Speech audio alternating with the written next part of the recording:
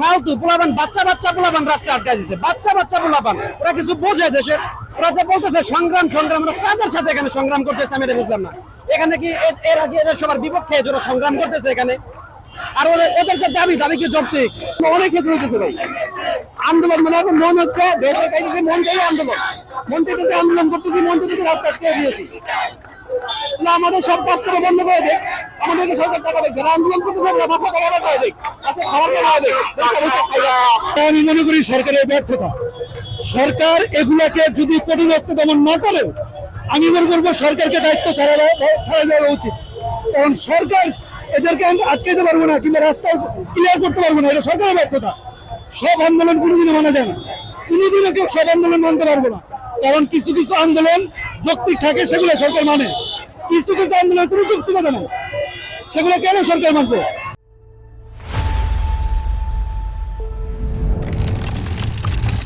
বিষয়টা ঠিক না, এটা আমাদের লাঞ্ছনা ভুক্তি হইতেছে, হয়রানি। সরকারকে বলতে চাই নির্বাচন দেখ, নির্বাচন দিয়ে সরকার একটা গঠন হোক, আন্দোলন সব বন্ধ হয়ে যায়।